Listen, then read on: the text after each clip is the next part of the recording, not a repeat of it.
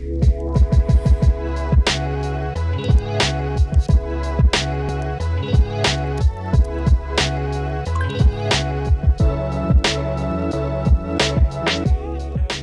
guys, Daryl Keyser here with Candybox Marketing, here to present to you today top 3 audio marketing trends in 2021. And we've been following audio marketing for a bit, and over the last, I would say just even like 6 months, we've seen a dramatic increase in interest in audio branding. And we've been having a lot of one-on-one conversations with people and just talking about what audio branding is for brands, like how can you actually expand your brand in audio marketing. And so today we're going to be sharing this with you. I'm going to be joined today with Mahfuz Chowdhury, who is a senior brand manager at Candybox Marketing. And to quickly introduce myself, my name is Daryl. I'm the CEO of Candybox Marketing. We're currently one of the fastest growing agencies in Canada for the last 3 years, as rated by Maclean's Canadian Business and Globe and Mail. And feel free to follow our handles, Daryl K on Instagram and Mahfuz C on Instagram. And we're going to get rolling today. Now, I quickly turned my video on. I was just going to ask Mahfuz, for some reason, the video wasn't showing up here on my screen. I want to make sure that you guys can see my face because I'm smiling and I'm having a great day. And so I just want to make sure that that is working as we're getting rolling. As it is August 10th today, I also want to just shout out to you guys and say you are stupidly committed. Why aren't you on vacation? Why aren't you somewhere? We were thinking to ourselves, should we put out a webinar in August? And we decided to go for it. And we've had an overwhelming response of people registering for the event. And afterwards, we're going to be sending out the video once it's all done. So to get going here, we want to talk really about the audio revolution. The audio revolution is just really interesting because we have really changed the way that we are consuming media and traditional media. And I was even hearing somebody say the other day, they're like, oh, well, I listen to podcasts while I'm watching TV. And I'm thinking I'm not even that smart. Like I can't do 2 things at once. But we're finding that the audio revolution is such a revolution because it is what is called found time. It's like time that we used to not have any input, and now we're having input. So if you're driving your car, you're listening to podcasts. Instead of just listening to music, you're catching up on an ebook. Instead of participating in online video, we're doing online audio. Why? Because online video is a little intrusive. Online video, you gotta check your hair, you're making sure your background is okay. All those things are adding up to say, it's kind of hard to do video sometimes, but it's very easy to do audio. I don't know about you, but sometimes if somebody is if somebody calls me, I'll pick up the phone right away. I have no problem. Doesn't matter where I am. If I'm, outside for a walk, driving, in my office, going to the break room or something like that, or once we had break rooms. But anyways, I'd always just pick up my phone. But a FaceTime video call, that's a little intrusive. An Instagram live on video, you almost get a little panic right beforehand. And so the reason why audio branding is growing is just because we have more time and more, I would even just say willingness to participate in audio where video may not be the thing. You don't have to put on your face and check your background and all that stuff. So consumers are trading traditional media consumption for personalized audio content, not just any audio content, but personalized audio content that works for them.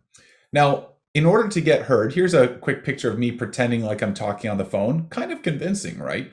I don't really think I was talking on the phone. I think this was my awkward posing for a photographer photo, but let's just say this is just the world that we live in, right? We got to live on the gram. So in terms of the stats on getting heard, right now, more than 2/3 of North American internet users listen to streaming audio at least once a month.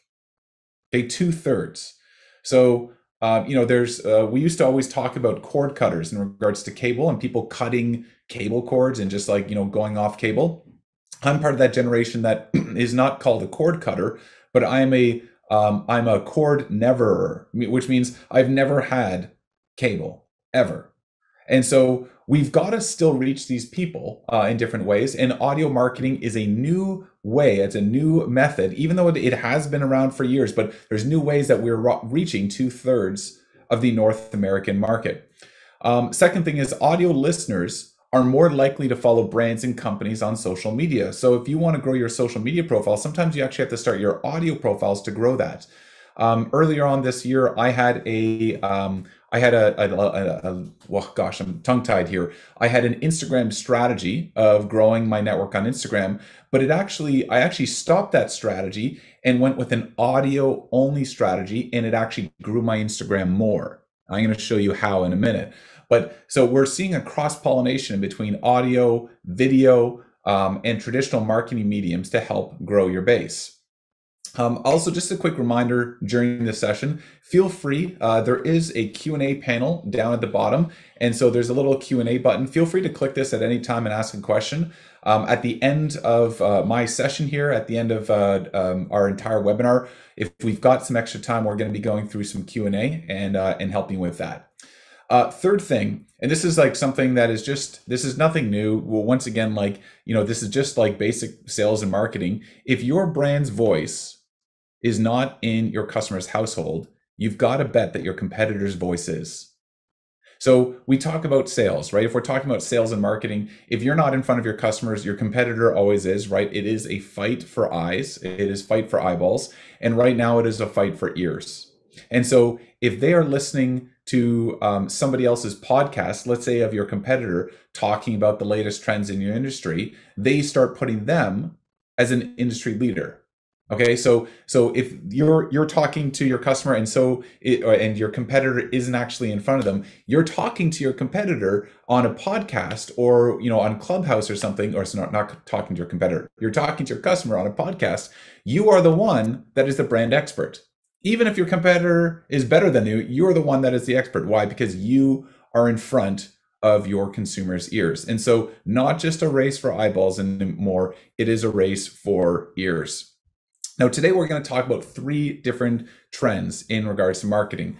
So the first thing that we're going to talk about is actually the newest one, which is social apps that go specifically into audio marketing. So apps that are purely audio based, and they are popping up everywhere right now. The second one is podcasting.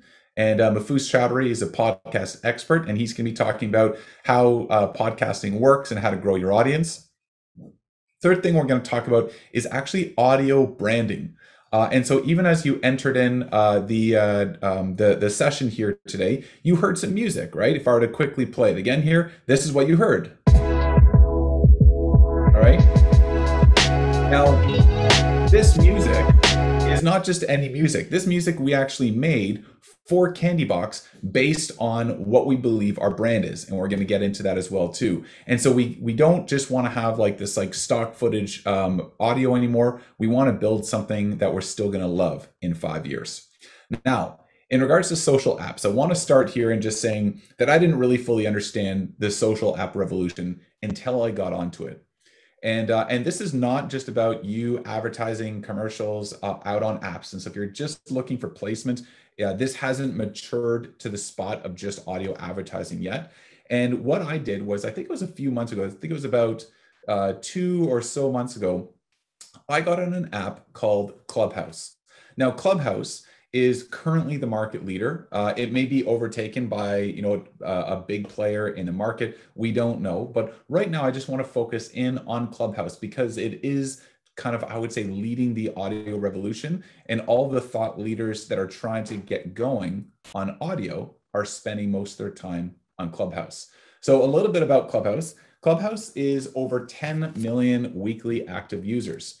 It is a virtual speaking environment that is like live podcasting. So if you can just imagine like a podcast where you can have guests, you can have questions, you can have you can have different people involved. That is Clubhouse, except for the fact that it's 24/7. It's always on. It's just going, right? And so this is a rolling thing with rolling news. So like right here, just got it, just got it opened up here, and I can dip into a room here. He talks great, but if you notice, he doesn't do his press. You're just listening to a purely live session that is never recorded, that is never played back. Okay, so it is a virtual speaking environment for a worldwide audience all over the place. Number 3, Clubhouse is like a place where people are sharing expertise. So it's usually like Q&A, experts, panels, The other day I was in a room and Grant Cardone, a famous real estate investor, I think with I think it was over $2.5 billion worth of assets, just came into the room and he just started answering questions and giving advice and talking about investing in real estate and answering people's questions. And so it's just absolutely incredible because it's just like random people can just start coming into your room that really have a ton of experience, which is incredible. And the last thing, the reason why we love Clubhouse is that because you're talking to people, it's like a group phone call. Remember conference calls and three-way calls and that type of stuff? It's just a different beast. And so, we just found we generate relationships and leads through conversation. Over the last 2 months, we've generated a good amount of business just through Clubhouse, and not for us selling anything, but for us like just participating in panels and giving our expert advice. And then people would check us out. They can go into our profile and then they would contact us. So talking a little bit about Clubhouse, I want to help you get started if you're just interested in dipping your toes in the water. Now, Clubhouse is only one app. Okay, there's tons of apps out there, and you can check out, Green Room and Facebook Live, and we will talk about that. But just to kind of dip into Clubhouse, I want to give you a couple tricks. So the first thing is make sure that you have a really good profile. Okay, so your profile should be filled out to allow to allow mods to let you on stage. So when you just log into a room, you can just listen, but then you can click on the little raise hand feature and be brought up to the stage. Now, mods will not bring you up onto the stage unless you've actually told them who you are. The reason why is that there's a lot of spam on Clubhouse and there's a lot of bots try to get on stage and do these dumb things. And so please, please, please fill out your profile or nobody's going to let you participate. Second thing is right down the bottom there, you're going to see you can put in a Instagram or a Twitter handle. I would choose the one that you use the most, and that's how people are going to connect with you. Now, they've recently come up with an instant chat feature, but before they did, most people would start following you on Clubhouse and your Instagram or Twitter handle. Okay, so get that connected. We also see like culturally within Clubhouse that a lot of people, as you can see here in my profile, people use icons because it just breaks up all the text, makes it a bit easier to read. And it's more important, like you can see here, I'm just below 1,000 followers. Like we always say, don't just try to go on there and buy followers and just try to hack the system. That's never going to amount to anything. I know somebody on Clubhouse that has 200,000 followers. They're all bots because they just purchased followers from like automated like algorithms and stuff like that, and it does nothing for them. It's just actually embarrassing because they don't carry any weight, but they have a lot of followers, so they're just seen as a cheater. So don't make 1,000 connections once, make one connection 1,000 times. It's about building good relationships. Now, a couple rules about most audio apps, Clubhouse included. First off is etiquette is critical, absolutely critical for participation. So before you start talking on Clubhouse and using the app on a regular basis, learn the etiquette of the app so that you can like introduce yourself properly. You can go along with the rules. Because if somebody just which kind of goes with the second point here, like these apps get little muddled if there's more than one speaker, right? Our phones are never really meant to carry 3 speakers at the exact same time. And so never, ever, ever butt into somebody. Even if you've got something urgent you want to say, don't butt in. It's just it's just against the etiquette against audio apps. You can tell if somebody's new when they just start cutting people off. Number 3, there are mods, like people that are modding different rooms. And I would just say, just generally, these people dedicate a lot of time and effort into building these rooms. And so just obviously respect them, right? Like find out what the rules are, let them kind of lead the room, because without that, it's chaos. Number 4, mute yourself when you're not talking. That's a big one. Even if you're like part of a conversation, every time you stop talking, you got to mute yourself. Number 5, flashing a mic. So there's a little mic icon that you can mute and unmute yourself.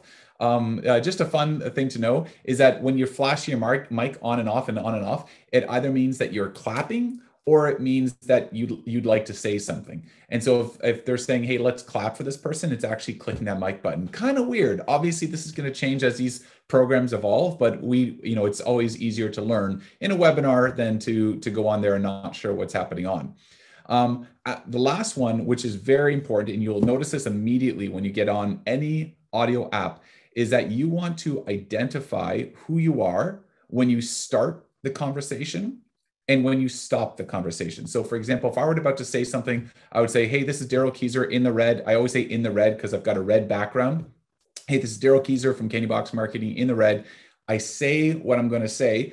And then at the end, I'll say, this is Daryl and I'm complete, or I'm done, or I'm finished speaking, which does a couple things. Number one, if somebody's been listening to you and saying, wow, I really like what this person is saying, they would be able to say, by the end, they're like, actually, I don't even know who is talking because it doesn't show always who's talking. And so at the end, if I say, this is Daryl, then they can look and say, oh, there's Daryl. They click on me and they can click on follow. The second thing it does is it lets everybody else in the room know that I am done talking so that somebody else can chime in. If I don't say that, I could just be having a bit of a dramatic pause for effect. And they don't want to butt in on that, right? And so identify who you are when you start and when you stop. Now, there's a couple tips and tricks for that. There's a lot of other platforms that are coming up. So for example, there's Spotify Green Room, which I think is going to be pretty good, pretty big player because they've already really pushed into the podcasting space and they've got the users. There's also Facebook Live audio rooms. They're just rolling this out. We haven't seen any success in it yet. I don't know if this can be successful because Facebook is also based around your friendship groups, not just your public groups. Facebook has usually done better with friends than public. We've got Twitter Spaces coming up. We've got Discord Stage that's coming out, and Reddit Talk, which, you know, a lot of these, they're in like what I would say, like not even beta, but alpha. They're just getting going. And so Clubhouse is the main one, but I would say watch out for these ones as these platforms develop and as people get used to it. Now, I want to pull out a couple of cheat sheet items for just getting started on any audio platform. It doesn't matter what you're choosing here. The first thing is before you start going to rooms and just start talking about whatever at any time, you got to really think about your tribe. Who's your ideal customer? What are they interested in? Like, who are you going to be speaking to? So for example, I speak regularly in a room called What It Takes to Run $1 Million Business. Okay. Now, I don't teach CEOs. I don't coach people in running $1 million businesses, but I know that my target is looking to run $1 million or plus business. And those people need marketing. And so I will be contributing and helping these people forming their marketing plans. And out of that, we get customers. So I'm not going to a marketing group with marketers talking about marketing because they're not my customers. They're my competitors. My customers are people that are building businesses. All right. So think about it yourself. Who is your ideal customer? If it's just geographical, then you can join geographical groups. There's groups for Toronto or for like condominium markets or for real estate investment, right? There's a ton of different markets out there, and it would be really powerful to first find out where these people are. Second thing you want to take a look at is practicing your etiquette. Okay, so like etiquette, I mentioned on a previous slide, but like literally practice active listening. So like making sure you're not just, a lot of people like, and we know who these people are in person, they'll come into a room and they just start talking. They haven't listened to what the question was. They haven't listened to what the direction is, what the topic is, what people are going through. And so this is something that you like, that is like a learned behavior that you don't want to do a lot of talking right at the beginning. Number two, ask genuine questions of mods. And so that gets you into conversation. Number three, provide value whenever possible. So it's not just about, hey, yeah, I can help you, but it's going to cost you money and you're going to have to call me on this phone number. Like, that's not why people are there. They're not there just to be sold something. And so make sure that when people are actually talking, that you're providing value. Number four, avoid being a pushy salesperson. And nobody just likes people that with commission breath online. And number five, visit sessions consistently. Okay, so don't just be a one-hit wonder. Next thing is provide some value beyond what you're talking about in the session. So you can say, hey, here's some advice, but you can also download our value guide or ebook or podcast or something, and you can visit it on my website. And I've done this a number of times where I just say, hey, if you want my audiobook, let me give it to you for free. DM me on Instagram. I'm going to give you a link to my audiobook, which just kind of gives them the second step of interacting with you in your brand. All right. And so when you're doing that, it's not just about going on it and just randomly selling. It's about building relationships. And so because of that, we do not want to be that one-hit wonder, right? There's me probably saying, do not be a one-hit wonder. Like, this is just about consistency, consistency, consistency, consistency. So like, I'm in daily rooms, I'm in weekly rooms, I'm in monthly rooms. And we start running some of our own rooms, and each of these rooms can have a topic, and we see what works. We had a question here. Are there any metrics about which topics are trending on Clubhouse at any given time? If you log into the Clubhouse app, it actually shows you that are like popular rooms at different times. So it's going to say, okay, this room has a lot of people in it, and you can kind of read the topics there. I don't think if I've got any specific stats around what topics are really hot on Clubhouse, but that's a really great question. So I'm going to look into it and see if we can get you an answer on that one. So that's a bit about Clubhouse and audio apps. And at this point, I'd love to pass it on to Mahfuz Chowdhury to talk about podcasting, because not just podcasting apps is more about live podcasting, but Mahfuz has been influential in creating his own podcast and a podcast at Candybox Marketing, and amongst the entire team, including Kiefer, to kind of help elevate our brand as an agency. So Mahfuz, I invite you to take it over here. Daryl, thank you so much. And I would just greatly appreciate it if you could just kind of navigate through the slides with me as I speak here.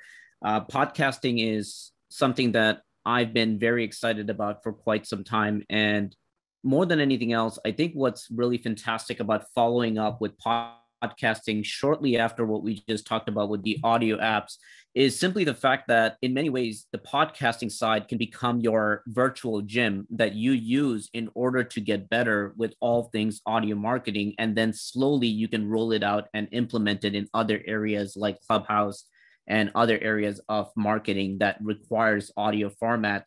So in many ways, it's exciting when you think about the fact that it's your own network, your own rules, your own show. So in many ways, you're not resulting in having to follow the etiquettes of platforms like Clubhouse. You can do it your way and bring that value into other different platforms. On this next slide over here, I want to just share a very quick story about something that I've spoken about over the last couple of years. In the year 2018, that picture that you see there on the left-hand side, that is me at an event called the Biz Mixer in the Greater Toronto area, where I got in front of the room and I spoke to this incredible audience about the value of social media, personal branding, and podcasting. And I specifically stood there that day and I said, guys, don't sleep on the podcast opportunity. And I followed it up by saying, there is currently only 550,000 podcast shows. Trust me, you don't want to fall behind on this. Get involved as quick as you can. And if anything, just get started. Well, it's 2021 today, and there are over 2 million podcast shows since the day I've made that remark. And I'm absolutely blown away. It has even far exceeded my projections on how quickly I thought the podcast environment and the opportunity would grow. And to no surprise, it is growing rapidly with no sign of slowing down, which now makes me more confident than ever that it is absolutely a necessity to get involved. No longer just a luxury or an add-on that you put onto your business strategy. It is truly something, as Daryl put it best, that if you don't get involved, your competitors probably are getting involved. And it's a very good reason to get started for that purpose. And I understand the hesitation. I've had that hesitation 4 years ago when I've been debating about starting a podcast show, and I've given myself every excuse I could think of for why I shouldn't start. I talked about the fact that I don't have the podcast equipment to get started. I don't have the studio space or a quiet environment. I don't have a structure or the schedule to make it work. And over again, I've shut it down. And it took me what I would say is about 2 years longer than I'd like to admit before I finally decided to start a podcast show. And the realization happened to me when I was flying down one day from New York City, and I was up in the air, and someone that doesn't have Wi-Fi when you're up in the air, it really makes your brain work. I promise you that, when you have no distractions of an internet connection in front of you. And my brain just started wandering, and it came to this perspective of, why not just put myself out there and see what happens? Worst case scenario, I can pull the plug and pretend it never happened. And when I finally landed 2 days later, I decided to do it in the most silliest way where I pulled out my cell phone device, opened up the voice recorder app on my cell phone, hit record for the first time, and I said, "Welcome to my podcast show called Ride With Me." And I called it Ride With Me because I found myself recording while driving around the road in the safest way possible. I promise you that. And I mounted it and I had it hanging right in front of me. And I would simply share thoughts and ideas about the world of marketing and personal development while I drove around without realizing what a big impact that it could make. And then when I started realizing more and more is just the fact that it isn't something that was a personal use for me, but rather a big benefit for not only myself, but many businesses out there. I started doing studies and figuring out what happened over the last few years and why should businesses get involved and not just individuals that might be interested in telling stories. And the first one that stood out to me, knowing that majority of our listeners today are in the Canadian side, I wanted to make sure I brought this specific stat here, which is the fact that there's almost 11 million Canadian adults that listen to a podcast in the last month. 11 million Canadians in the last month. And the weekly listeners, which is more interesting, are the ones that listen to about 6 podcast shows every single week. So when they're into podcasts, they're not just interested in one show, they're really dedicating into multiple shows that matches the genre that they're into. So you really have an opportunity to win over existing audiences, not just people who have never listened to a podcast before. It was also fascinating to me that 41%, which was the dominant percentage in all of North America, was between the ages of 35 and 54, where a lot of businesses may turn away because they feel like their podcast audiences are too young. Although the second largest audience group was under the age of 34, it was quite fascinating. The largest group was between that age range, which made me realize that there's a lot more of a mature audience that is heavily invested in being involved in the podcast world. And then finally, the one that I really needed to make sure made it up on the slide today was the emphasis on the fact that there are a lot of businesses that are podcasting today.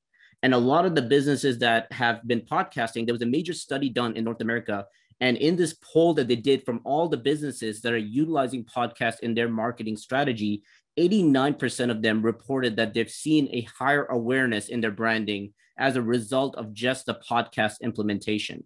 57% saw a big increase in the higher brand consideration, meaning that the customer base, their target audience, were more likely to consider that brand as a result of listening to them in a podcast.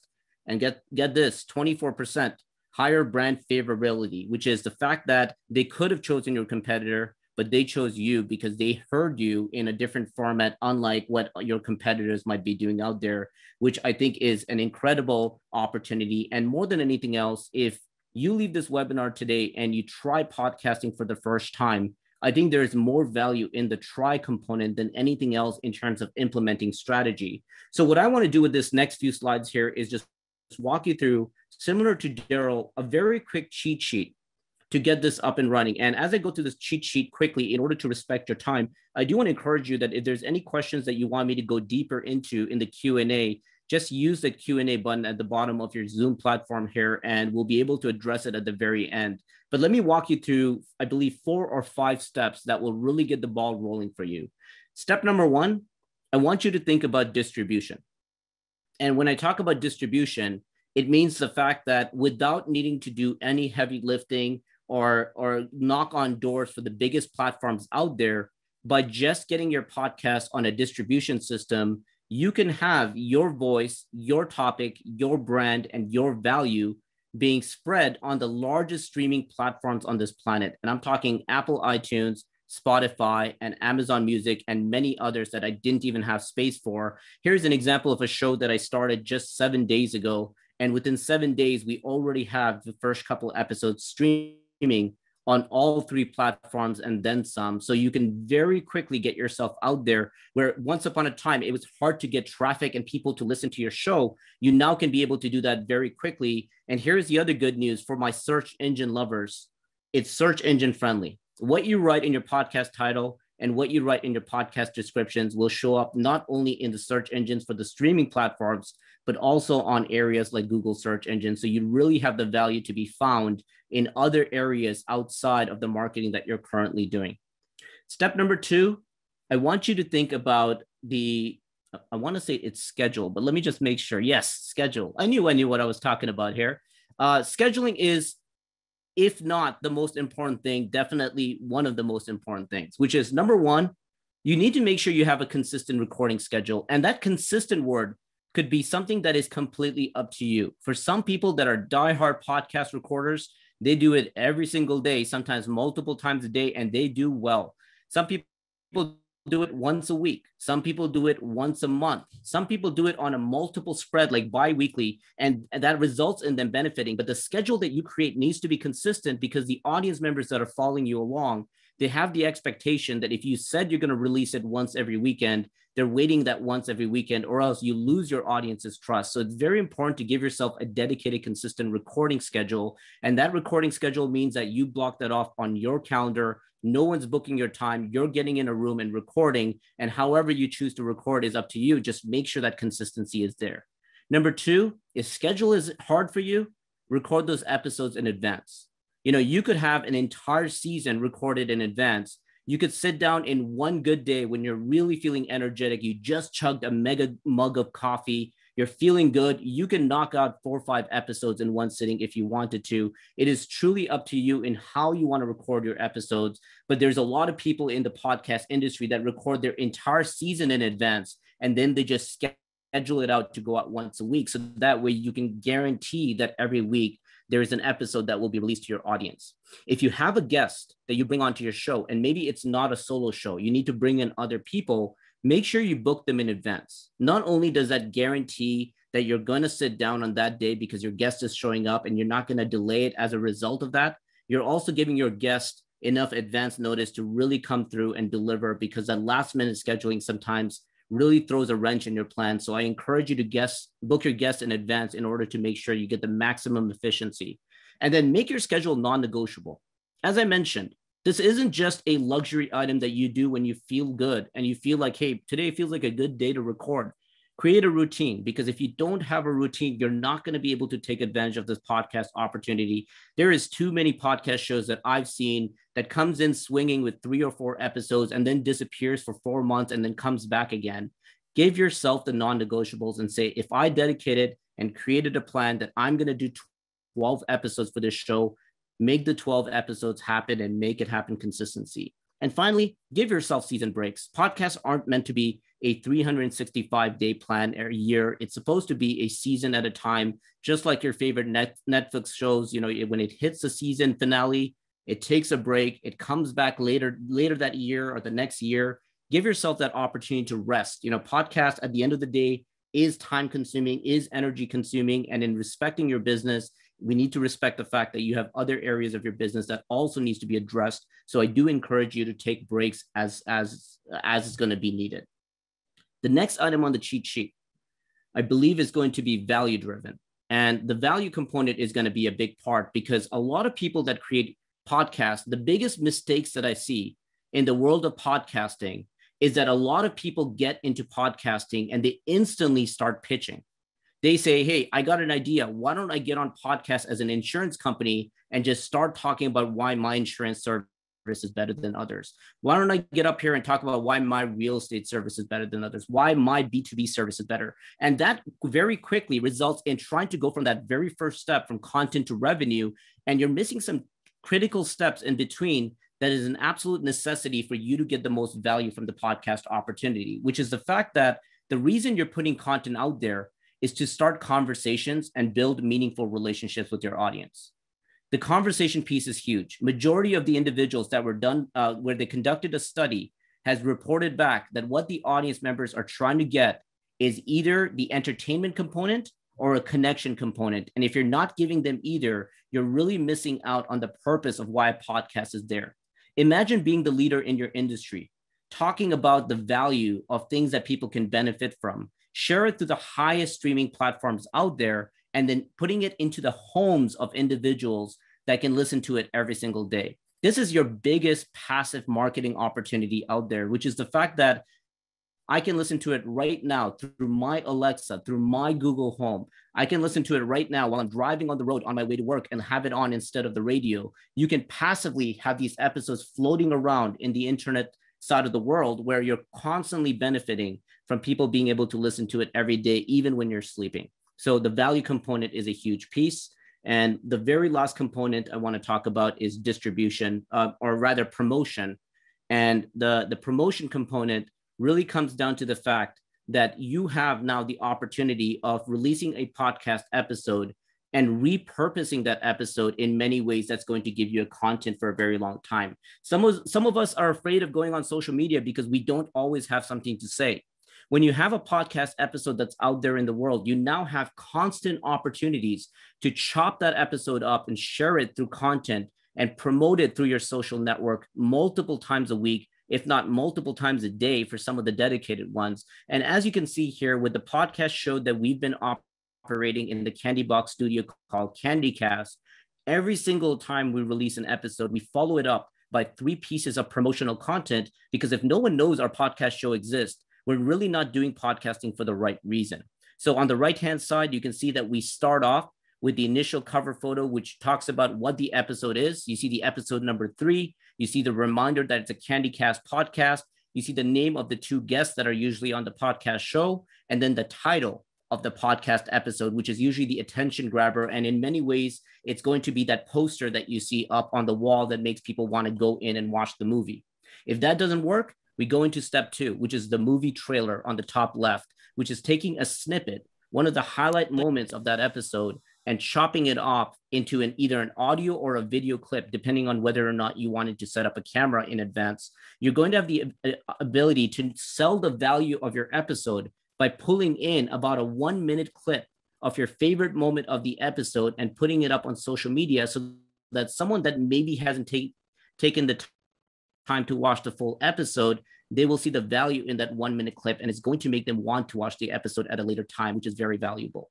And then the final one is taking out one big quote, a quote that we really feel like did a good job emphasizing value on this episode and creating a graphic with it, and once again, sharing it through our social media.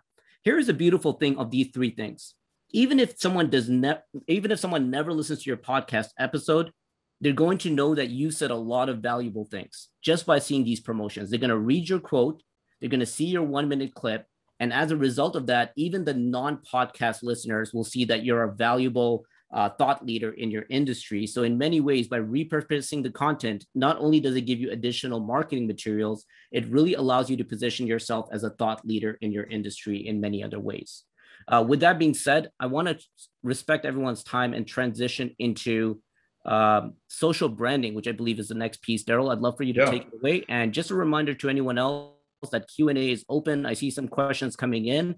We'll address it very shortly. But Daryl, back to you. We're going to get to the questions about 10 minutes, guys. So thanks for sending them in, both the direct messages and the questions here.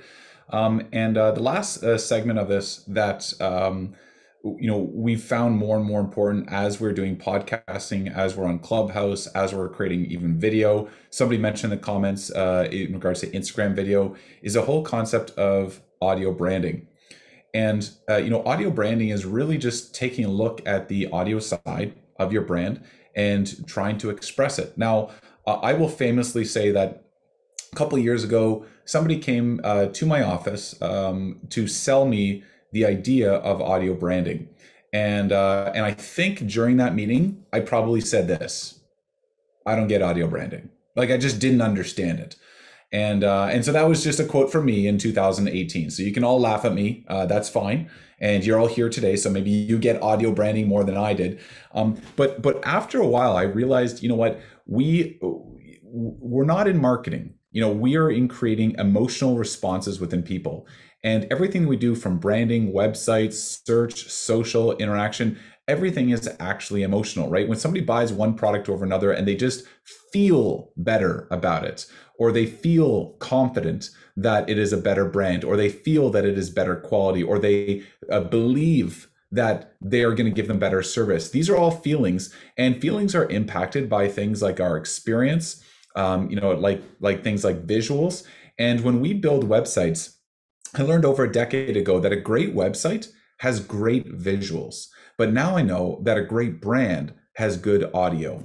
And when I take a look at audio, it's just about connecting with multiple senses. And so people are going to see you, they're going to see your websites, they're going to see your video, but they're also going to hear you.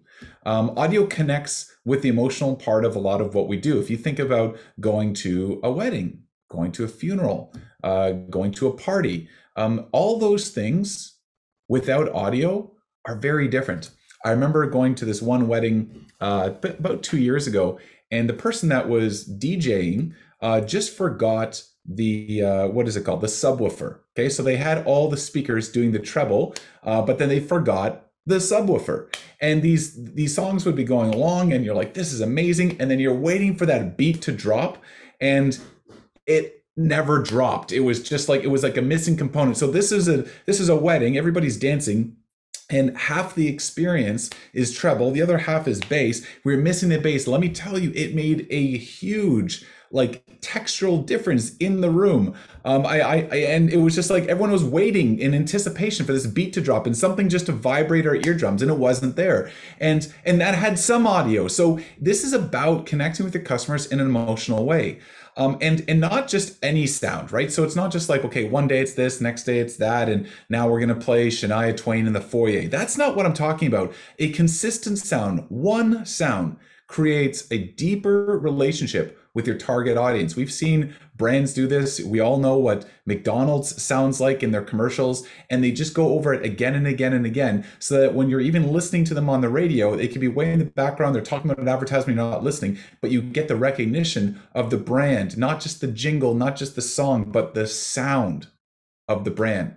And so we decided that, you know, in our brand process, because we produce brands for companies all over Canada, the US, that we actually are now adding audio into anything that we're doing brand, because as much as the logo is important, the sound of your brand is important. So how do we do this? We actually design music around brand. And this includes multiple instrument, different beats, producers, even voice, right? And so we actually curate and create this, because you don't want to have the same logo as somebody else. You obviously don't want to have the same music as somebody else. And so we'll go through things like mood boards.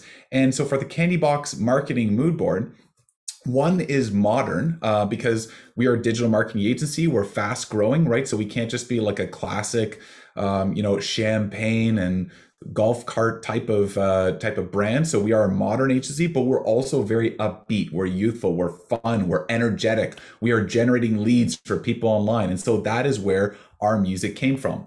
Now you may just say, okay, who's going to listen to our music? Nobody's going to listen to our music. Well, yes, they are. They're going to listen to it on your video content. Every video that you see Candybox Marketing put out, you hear our one track in the background. We put it in our advertising. We get ads out there online where we're going to have this music in the background supporting every ad, so it's always the same. Number 3, the phone. I know this is like, just such an basic technology, but people call into our studio. People call your business. What is the music that they hear? Is it the same one that they heard on the YouTube clip? Is it the same one that they heard on the Instagram ad? That is important to keep it the same, so that it's like, yes, I am calling the right place. And even having internal playlists for office and events. This is something that we're even getting into after this, is somebody walks into your office, you're actually playing music. What kind of music are you actually playing?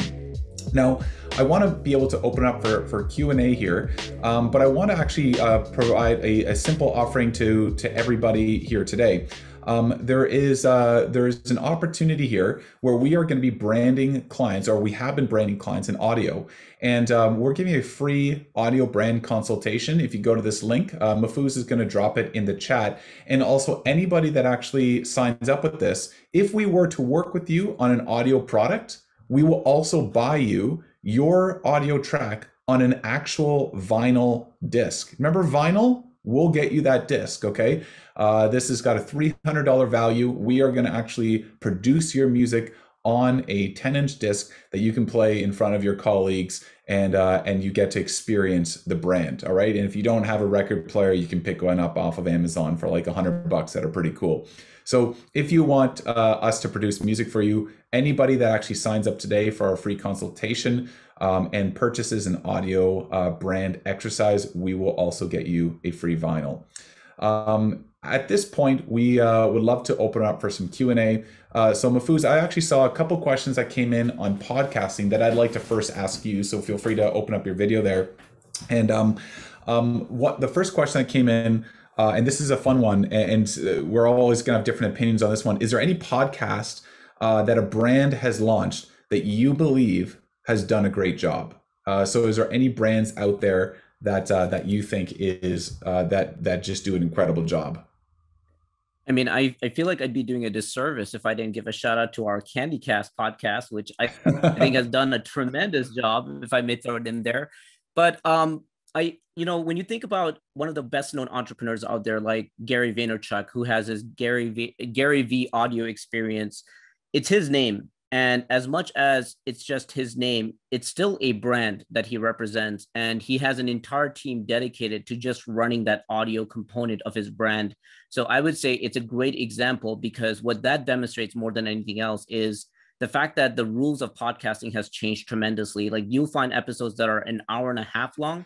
You're going to find episodes that are 7 minutes long. You're going to find episodes of him walking around the streets of New York, and then episodes of him in a studio. I think it gives you a good idea of how a variety of episodes can really do a good job. How about you, Daryl? I know you're an avid podcast listener yourself. Anyone come to mind? There's a couple of them, but the one that surprised me the most was The Economist. The Economist produces a daily podcast of 20 minutes, and it actually promoted me, or it helped me actually subscribe to all their online content and pay for it on a monthly basis. And the reason why is that, like, I'm listening to the authors of these articles and I want to find out more. And so that one worked really well on me, on just being like really effective. And when I say effective, it like actually led me to do something about it. So I'll drop that one in there. Another question I saw for you is, how do you see Instagram joining the audio revolution, especially with the recent push to focus on video content? That was asked by Amy. I've got my opinions about that, but Mahfuz, what do you think about Instagram and audio? Yeah, that's a great question, Amy. First and foremost, let's keep in mind that the individuals that are pulling the strings for Instagram are also the individuals that pull the string for Facebook as well. So when we see that Facebook has already launched and they're testing their audio platform, I think in many ways, when they start figuring out what works, in many ways, I think that component is more of market research than about implementation. And I think when they start figuring out how the audience members are responding to it, we're going to see a duplicate version on Instagram as well, especially when you think about Facebook's ad platform. When you're running ads on Facebook, in many ways, you can replicate that ad on Instagram. For them to be able to benefit in the same way with audio, I think they're going to need to replicate it as well. So pay close attention to how Facebook is evolving their audio platform, and it'll probably give you a good idea on what type of features you can expect on the Instagram side. What do you think, Daryl? I think that Facebook is looking to like make leaps there. I haven't seen Instagram do anything, and in different platforms, it's kind of like people go on the right platform, the right area, the right time. The way that Instagram is built, I don't see it lend itself like quickly to audio. But like a lot of things on Instagram, they want to dominate, so they may try. I think it'd be pretty cool if they launch an audio app, but right now we don't see any signs of Instagram doing that yet. And Facebook is kind of pushing in, but I would just say not in a way that has really impressed the market as of yet. I think that's just knowing that may happen is, I think, the biggest pitch for why every single person should get involved in the audio space, because there's a lot of businesses that their business is thriving off just Instagram for generating sales. And they don't make the rules. It's Instagram that makes the rules. So if they decide one day that, hey, we're not going to let you play for free with just image content, but you got to capitalize on this video and audio content, is your business going to survive? And I think it's very important to have the skill set in your back pocket for when that happens, or if that happens, so that you can make that transition. Because at the end of the day, we've seen it happen over and over again with these social media platforms. And the best thing to do is to stay on top of the trends. And in many ways, that's what inspires us to do these monthly webinars every single month. Yeah, absolutely. And so we'll see what happens over the next bit. I think a lot of vendors are jumping on board, but just like, older networks like Google Plus, it doesn't mean that, if you build it, they will come. Sometimes they have the best platform out there, but nobody joins. And so I'm really watching Facebook and Spotify specifically. Spotify, I think, has got a very, what do I say, just like natural inroad with anything for like audio podcasting. that Facebook doesn't have at this time. I like that we have a recording so we can almost come back and see like, was Daryl historically correct? Was it LinkedIn that we put the money on? I would put my money on Reddit. And I'll tell you why. Because although I don't know anything about Reddit's launch yet, because it's too new and they may not be the best at knowing how to navigate around the audio world, one thing they're really good at better than anyone else is community management. And if you think about how much community plays a role in these audio platforms like Clubhouse, we've really seen Reddit capitalize on that. Not to mention they already have a massive audience. So I think there's a chance, but it's really going to come down to whether or not they can roll it out very successfully. Yeah, no, that's awesome. That's awesome. Another question I have here, I'll take this one. Apart from having your own music, is there any other form or component of audio branding? And I would say there's two other forms. First off, when you're doing audio branding, you also want to figure out your brand voice, meaning how do you sound in communication? Are you familiar? Are you serious? Are you informative? Are you entertaining? Are you, are you corporate? Are you family based? And so not just on the actual like production of the sound, but what you're saying is sometimes more important than how you say it. And the opposite could be true there. So, I would say that that's a good component of, if you're going to get on stage, make sure you know what you're saying. And the other thing that we haven't done yet, but I find is interesting is that if you've got storefronts or if you've got live consumer experiences of taking a look at what your curated playlists are on a regular basis. Is your music, is it suiting the brand experience? Are there certain sounds that make people want to buy things a little bit more, feel more comfortable, feel more relaxed? I know that, sometimes buying clothing can be a stressful experience. And so, can you help people stay longer with slower music or a certain genre? Does your brand match the same brand of people that are coming in? Are you playing the right artists? Are you playing artists that are appropriate for it? Like I've got little kids, and there's certain stores I just wouldn't go into because they're just playing music that isn't appropriate for kids. And so I think that there is a bit of like an audio experience in store that is going to change more than just one track, which is your brand, which is other tracks. So these are things that you want to kind of take a look at from an audio branding side. Like as zen-like as it sounds, it's really about also knowing yourself, right? Like when you think about the setting of a party, and that one friend comes over, and that when that friend comes over, she or he is going to bring in a lot of energy and is going to get the room excited. That person's vibe and the energy that they bring into that room is loud and energetic. Do you know that for your own brand? Like, do you know who you are when you enter that room? So a lot of that branding, even though it's the audio environment, sometimes it just doesn't finish at the audio part. It's who you're representing yourself to be, because if they know what your brand identity is, they know why that was the song that played. They know why you spoke in that manner. It would be odd if one day Audi started speaking like Skittles all of a sudden. It just would be odd, right? It would be like, what happened to that brand? Someone dropped the ball. So you got to have a well-defined, consistent brand, which I think is worth talking about a little bit here, Daryl. Like if individuals went and booked time with you on this consultation, like I think it's worth also talking about what that experience looks like. You talk a little, you understand their branding a little bit. Like, could you explain to them what they get out of that consultation as well? Yeah, sure. So first thing we do is just discuss your brand and see how far along you are with your brand journey. Because there's no sense in creating an audio brand when there isn't like a solidified brand and mood board.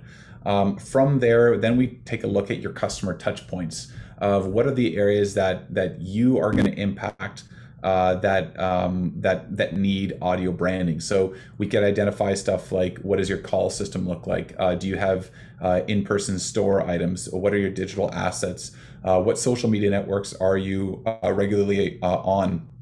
And then we create kind of like a wish list of things that we would need to successfully launch an audio brand. Subsequent to that, there's a lot of the stuff we talked about today that we help support. So for example, I just had a question through about more B2B services. If you're in IT and we find an area of the market that we want to generate a market leadership in, then the potential of creating a podcast that, you know, we're producing episodes based on today's hot topics. And so creating kind of like a strategy around that. It's not about one size fits all, or just, you know, buying a package of audio goods and saving it on your desktop. It's about how do you change your entire customer experience from cradle to grave, so that is one audibly consistent experience that communicates your brand value. So we go through those two things, you know, first the branding side, second the execution, and then talk about what that could actually look like if we're rolling out an audio brand. Fantastic. I see that we have a couple questions that came in from the chat side instead of the Q&A. And with the couple minutes we have, I'd love to maybe address one more. Amelia asked, what is the best way to track your audience metrics, such as from the apps, and how do you use that data to increase listenership?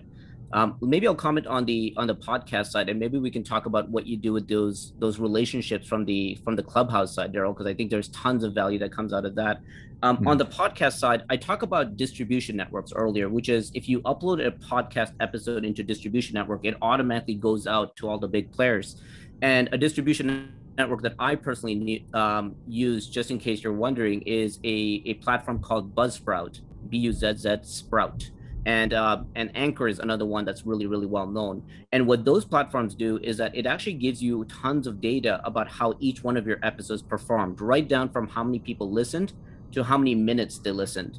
When you have that kind of data, number one, phenomenal research for your market, understanding what does your audience actually crave? Why did they choose that episode over another one? And it really gives you a good understanding of what type of information they're looking for. So in many ways, your future episodes and your future topics that you share should be very heavily dependent on that. Number two, it really allows you to have that reoccurring hit. You know, we talk a lot about that stat that for your brand to be memorable to a consumer's eyes, they need to see your brand about 7 different times to different experiences. Imagine what a weekly podcast could do. And imagine how many times that could reach out to them. And not just a 10-second snippet, but rather a 1-hour episode is just a complete game changer. Daryl, you have a lot of stories from Clubhouse and the relationships that you build through Clubhouse, and sometimes it exceeds beyond that. Maybe share one of those, because I think there's incredible value in what a relationship from a Clubhouse room can become. Yeah, you know what? I may save that for our next webinar, because we're at 2 o'clock Eastern Standard Time. I want to honor people's time today, and there's always more to share. And so, guys, thank you so much for tuning in today. Feel free to subscribe to us on YouTube, on our CandyCast podcast. Feel free to book time on my calendar if you'd like to talk about your audio marketing needs. Follow us on Instagram any way you want to. We'd love to connect with you. Thank you so much for coming out today on August 10th, middle of the summer, and enjoy your audio journey.